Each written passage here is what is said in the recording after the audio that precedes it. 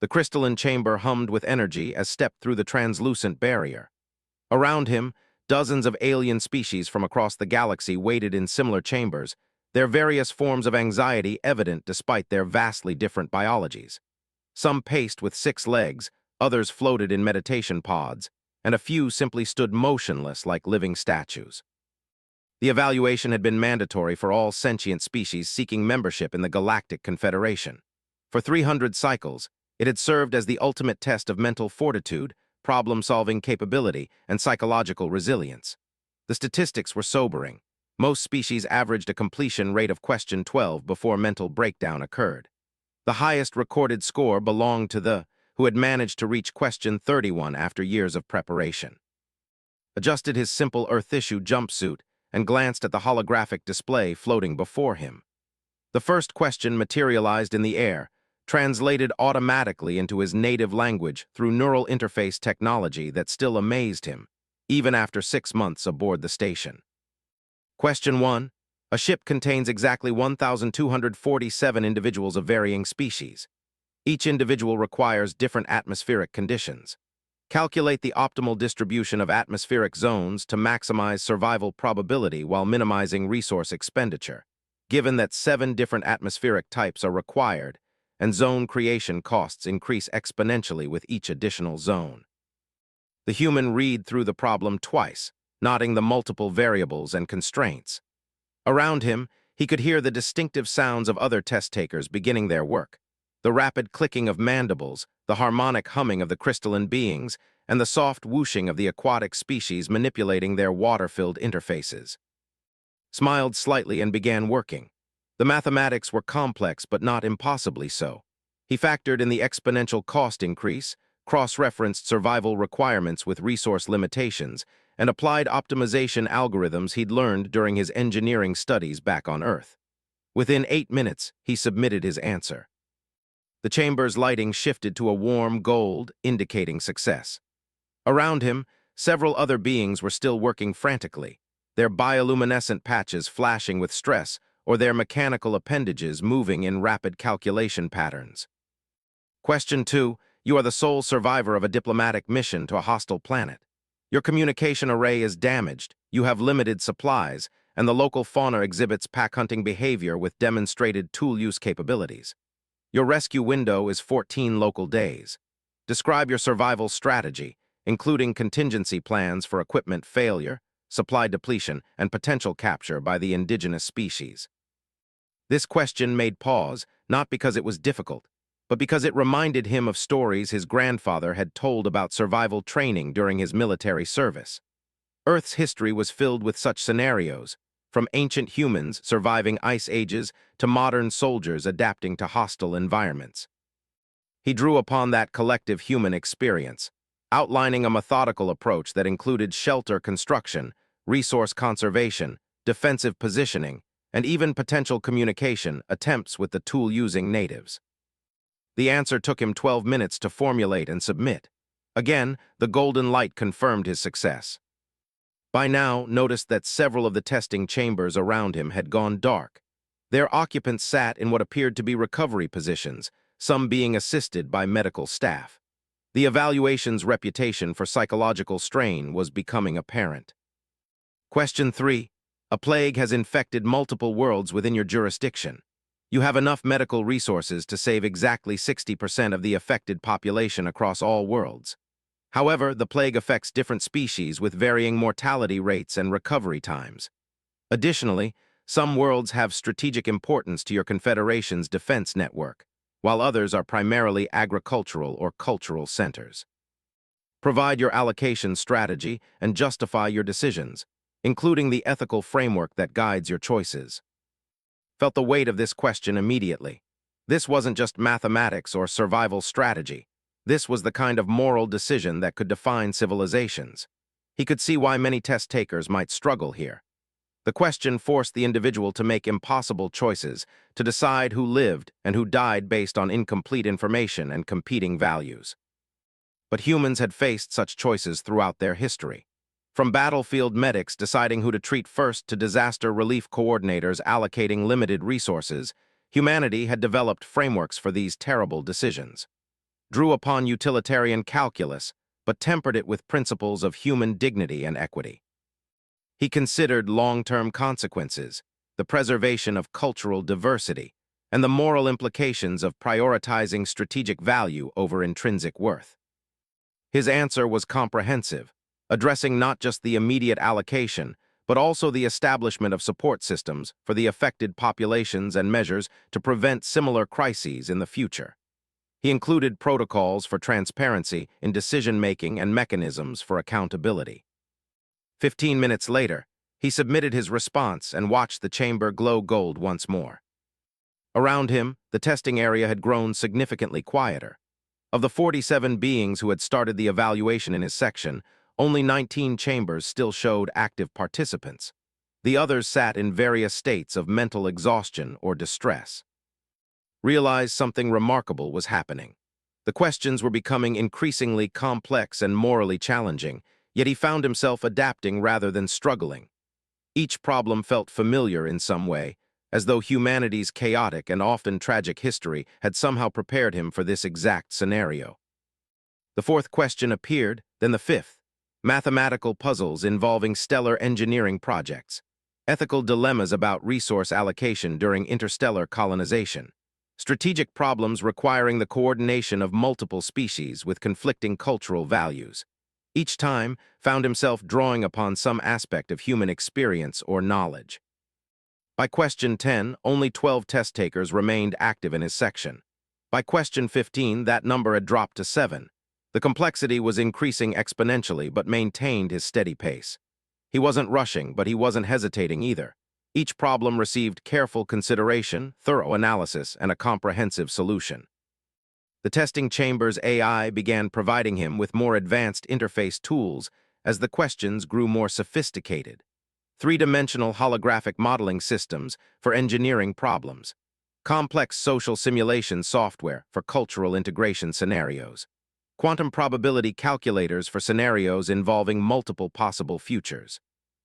Used each tool with growing confidence, his mind adapting to the alien technologies as readily as it adapted to the increasingly complex problems.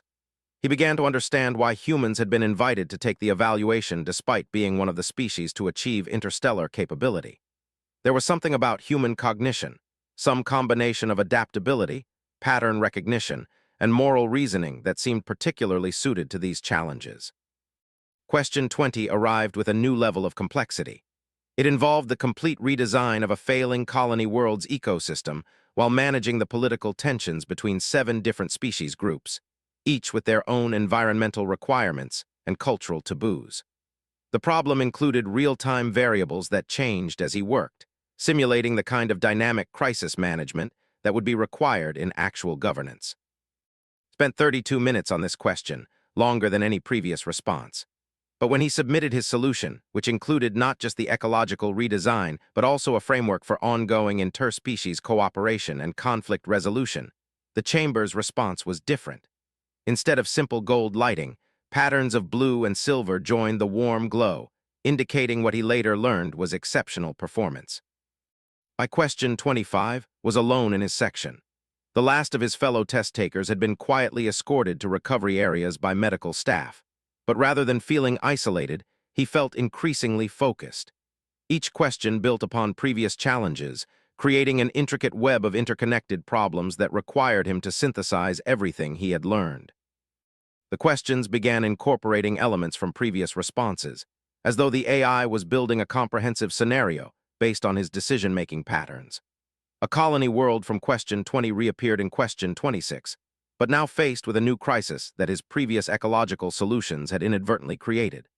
The plague allocation strategy from question 3 became relevant again in question 28, when the saved populations faced a different kind of crisis. Realized that the evaluation wasn't just testing isolated problem-solving ability. It was testing the capacity to manage the complex, interconnected challenges of actual galactic governance. Each decision had consequences that rippled forward, creating new problems that required adaptation and refinement of previous solutions. As he worked through question 30, became aware of increased activity outside his chamber. Through the translucent walls, he could see groups of alien officials gathering, their attention focused on his progress. Word was apparently spreading that something unusual was happening in Section 7. The 30th question involved a scenario that was clearly beyond normal evaluation parameters. It required him to mediate a dispute between two species whose fundamental sensory experiences were so different that they couldn't comprehend each other's existence. One species experienced reality primarily through electromagnetic field fluctuations, while the other perceived the universe through gravitational wave patterns. The challenge was to establish meaningful communication and find common ground for coexistence. Spent over an hour on this problem, diving deep into theoretical physics and communication theory. His solution involved creating a third language based on mathematical principles that both species could interpret through their respective sensory modalities. But more than that, he designed a framework for ongoing cultural exchange that acknowledged and celebrated their different ways of experiencing reality rather than trying to force commonality. When he submitted this answer, the chamber's lighting system activated patterns he hadn't seen before. Spiraling helixes of multiple colors danced through the space, and he could hear what sounded like harmonic resonance from the chamber walls themselves. Outside, the gathering of officials had grown larger and more diverse. Could see representatives from species he didn't recognize, beings whose forms suggested they might hold significant positions within the Confederation hierarchy. Some were communicating through light patterns, others through complex gesture languages, and a few through methods he couldn't even identify. But felt surprisingly calm. Each question had pushed him to grow, to think in new ways, to consider perspectives he'd never encountered. Rather than becoming exhausted, he felt increasingly energized. It was as though his mind was expanding to meet each new challenge, drawing upon not just his own knowledge and experience, but somehow tapping into the collective wisdom of his entire species. Question 35 introduced temporal mechanics. Question 38 required him to design stable political structures for a multidimensional society. Question 41 challenged him to solve problems that existed in quantum superposition until his decisions collapsed them into specific realities. And still continued forward, his mind working with a clarity and depth that surprised even him. He began to understand that humanity's greatest strength wasn't any single capability, but rather their species' remarkable ability to adapt, synthesize, and find creative solutions under pressure. Every war, every crisis, every impossible situation that humans had faced throughout their history had somehow prepared them for this moment. As question 45 appeared before him, realized that he had long since surpassed any recorded score in evaluation history. He was now in completely uncharted territory, facing challenges that had never been presented to any sentient being. The AI seemed to be generating entirely new categories of problems, pushing the boundaries of what the evaluation system was designed to test. But instead of intimidation, felt a growing sense of excitement. He was about to discover just how far a human mind could reach when properly challenged. And based on the increasingly complex gathering of galactic officials outside his chamber, he suspected his performance was about to change humanity's relationship with the rest of the galaxy in ways he couldn't yet imagine. Question 46 materialized before with an intensity that made the air around him shimmer. The complexity was immediately apparent, not just in the scope of the problem, but in its fundamental nature. This wasn't a scenario that had ever existed in galactic history. It was theoretical beyond anything previously conceived. Question 46. The fabric of spacetime exhibits structural weakness across 17 sectors simultaneously. Analysis indicates cascade failure probability approaching 94% within 2.7 standard years. Available resources include the combined technological capabilities of 1,847 species, but their implementation requires unprecedented cooperation between fundamentally incompatible worldviews, including several species that exist in different dimensional phases. Design a comprehensive solution that addresses not only the technical challenges, but also the philosophical, cultural, and existential barriers to cooperation. Your solution will affect the survival probability of approximately 847 trillion sentient beings across multiple reality layers. Stared at the question for several long moments, feeling the weight of numbers that were almost too large to comprehend. Nearly a quadrillion lives across multiple dimensions of reality, depending on decisions he would make in the next few hours. The scale was beyond anything any human had ever been asked to consider, yet somehow it felt familiar. Outside his chamber, the gathering had become something resembling a galactic summit. He could see beings he now recognized as high counselors from various species clusters, their distinctive ceremonial markings and technological augmentations indicating their status. Ambassador-class vessels were visible through the station's viewing ports, their unique designs representing civilizations from across known space. But what struck most was the absolute silence. No communication between the gathered officials, no movement, no apparent discussion of any kind. They were all simply watching, waiting to see what the human would do with a problem that challenged the fundamental structure of reality itself. Began by breaking down the technical aspects. Space-time structural failure wasn't entirely theoretical. Human physicists had modeled similar scenarios when studying the long-term effects of faster-than-light travel. The mathematics were staggering in their complexity, but they followed logical principles. The real challenge lay in coordinating the resources of nearly 2,000 species, many of whom existed in different dimensional phases. He started with the assumption that the solution would require sacrifices from every participating species, and that the magnitude of cooperation needed would push many civilizations beyond their psychological and cultural comfort zones. Drawing upon humanity's own history of international cooperation during existential crises, he began designing a framework that could accommodate radical differences in thinking while maintaining focus on the shared goal of survival. The solution that emerged over the next 2 hours was unlike anything had ever conceived. It involved creating a new form of interdimensional communication that could bridge the gap between species existing in different reality phases. It required the temporary abandonment of territorial claims and resource sovereignty by all participating civilizations. It demanded the establishment of hybrid decision-making bodies that could function despite fundamental differences in consciousness and perception. But most challengingly, it required several species to accept modifications to their basic nature. Some would need to temporarily alter their dimensional phase alignment. Others would need to accept technological integration that went against of cultural tradition. A few would need to make changes so fundamental that they might emerge from the process as essentially different species. Solution included detailed protocols for managing these transitions, psychological support systems for species undergoing fundamental changes, and safeguards to ensure that the modifications could be reversed once the crisis was resolved. He designed redundant communication systems that could function across dimensional barriers, resource allocation algorithms that accounted for radically different survival requirements, and conflict resolution mechanisms that could handle disputes between beings who didn't share basic concepts of existence. The answer took him nearly 3 hours to complete and filled multiple holographic displays around his chamber. When he finally submitted it, the response was unlike anything he had experienced.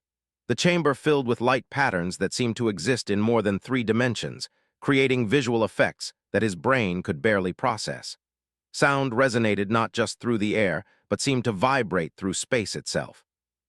Outside, the gathering of officials was now displaying what could only be described as controlled chaos.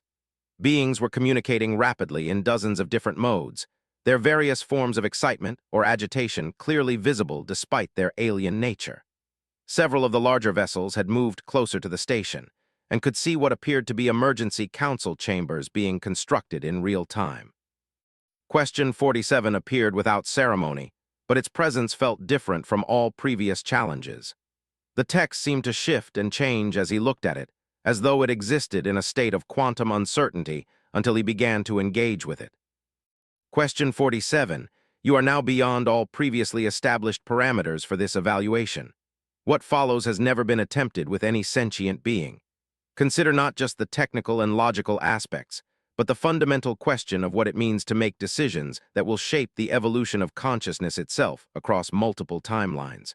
The question itself will adapt based on your approach to answering it. There is no predetermined correct response, no established framework for success or failure.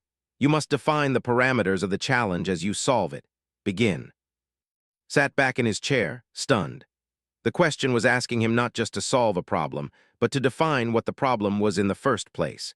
It was asking him to operate at a level of abstraction that went beyond specific scenarios and into the realm of fundamental principles governing reality itself. He realized that he had moved beyond the evaluation as it was normally conceived. He was now participating in something that was part assessment, part experiment, and part collaborative exploration of the outer limits of sentient capability. The AI wasn't just testing him anymore. It was working with him to discover what was possible. Began by acknowledging the recursive nature of the challenge. Any framework he created for approaching the question would necessarily become part of the question itself. Any principles he established would need to be flexible enough to adapt as new information emerged from his own reasoning process. He started with humanity's most fundamental philosophical frameworks: the balance between individual autonomy and collective welfare, the relationship between knowledge and responsibility, the tension between preservation and growth. But he quickly realized that these concepts, while valuable, were limited by their origin in a single species experience. Drawing upon everything he had learned from the previous 46 questions, began constructing a meta-framework that could accommodate wildly different forms of consciousness.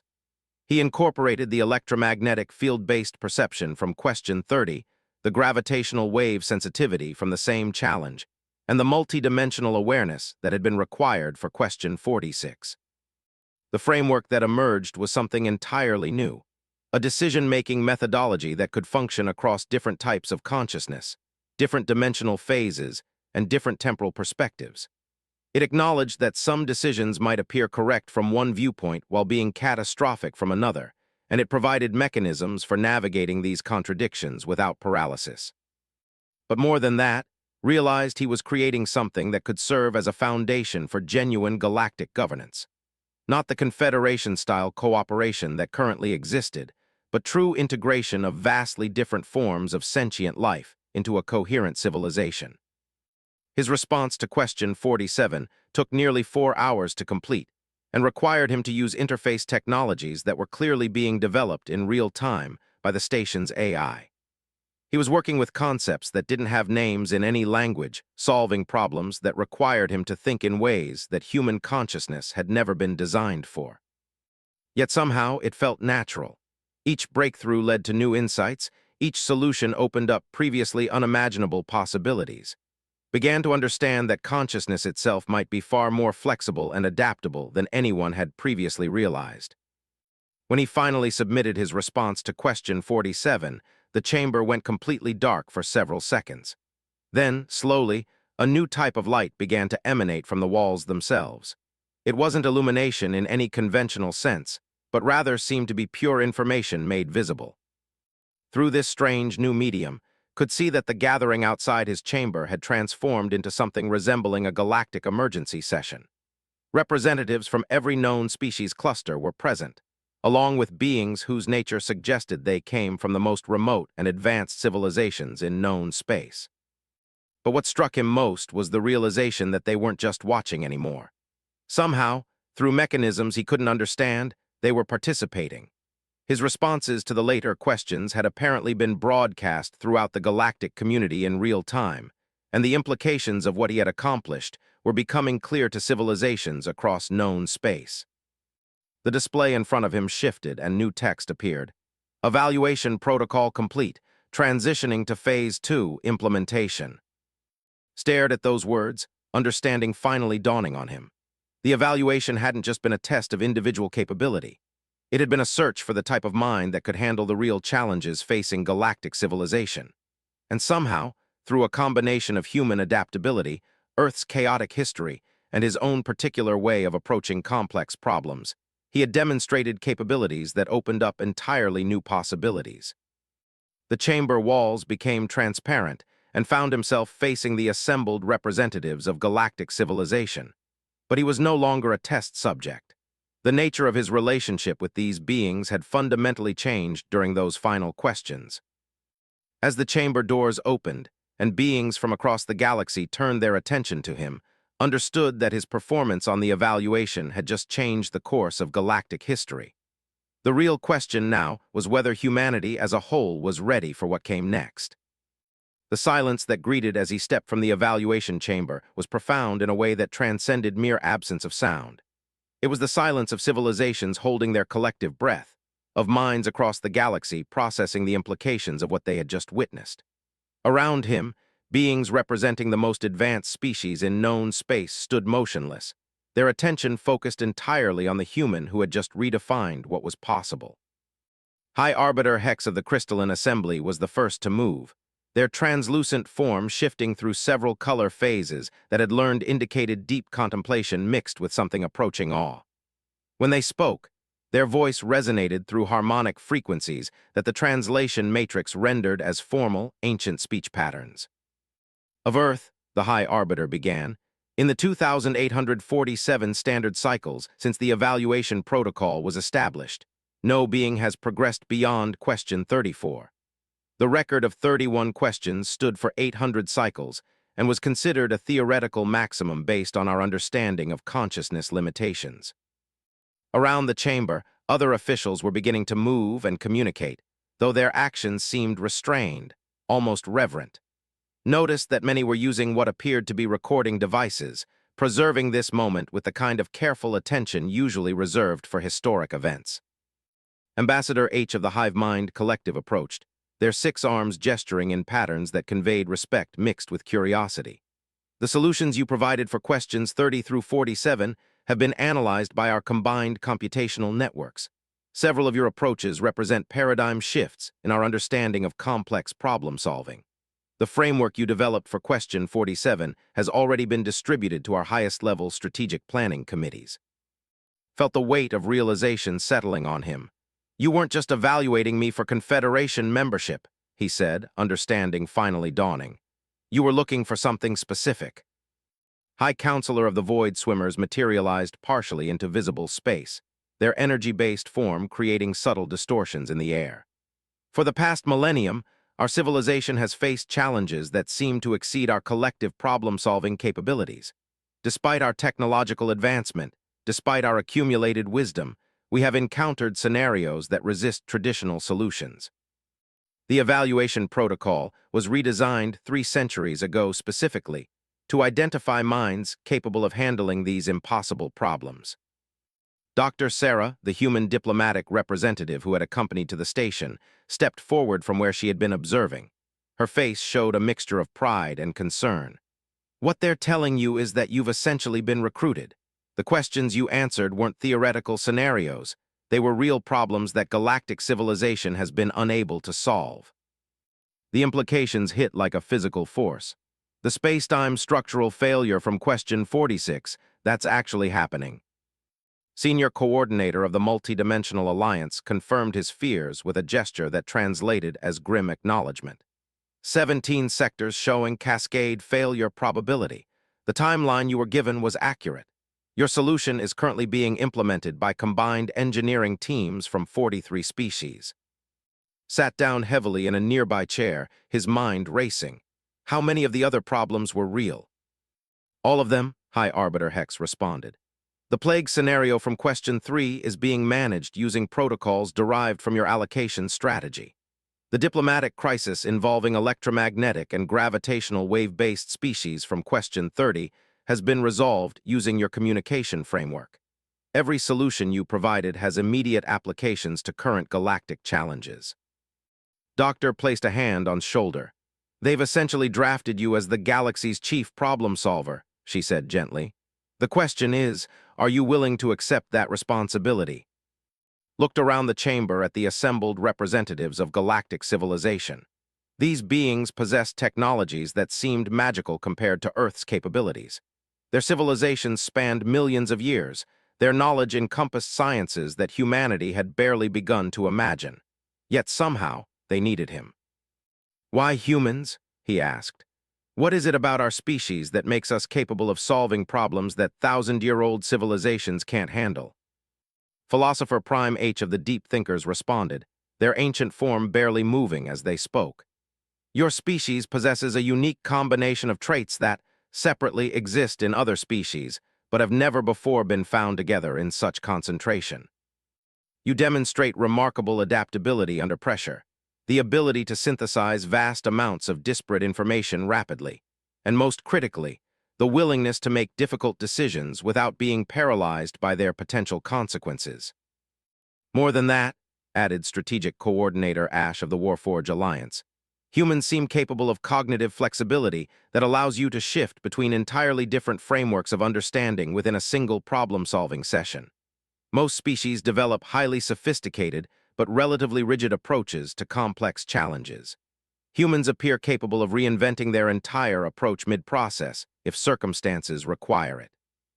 Thought about his performance during the evaluation, remembering how each question had required him to draw upon different aspects of human knowledge and experience. Military history for survival scenarios, ethical philosophy for allocation problems, engineering principles for technical challenges, and somehow, the ability to combine all of these approaches fluidly as needed. "There's something else," he said slowly, an idea forming. During the later questions, I felt like I was drawing upon more than just my own knowledge. It was as though I was accessing the collective experience of my entire species. The chamber fell silent again, but this time the quality of the silence was different. Where before it had been contemplative, now it seemed charged with sudden understanding. High Arbiter Hex's color patterns shifted to configurations had never seen before. Impossible.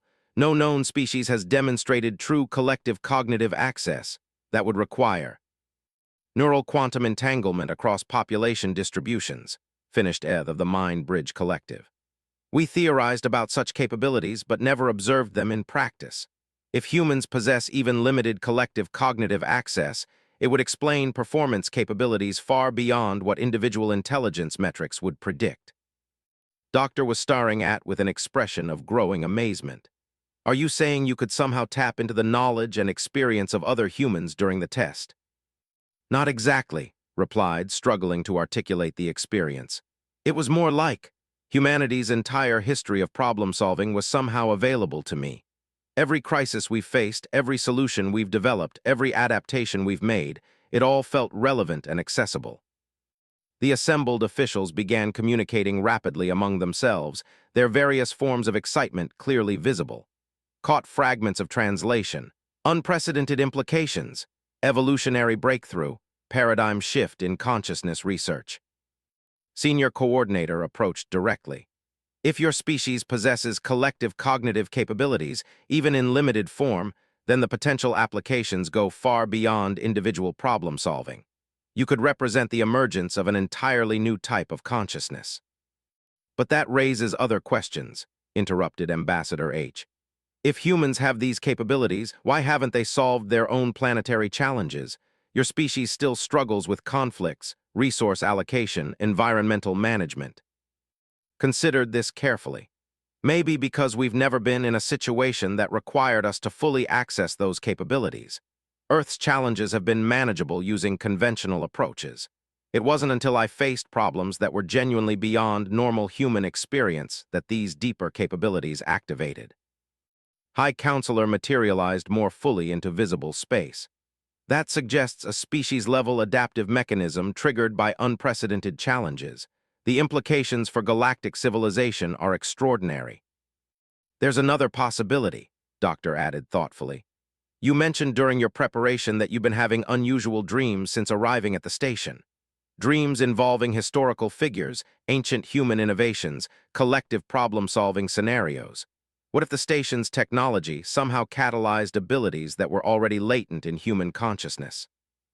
The chamber erupted in discussion as various officials debated the implications of this possibility.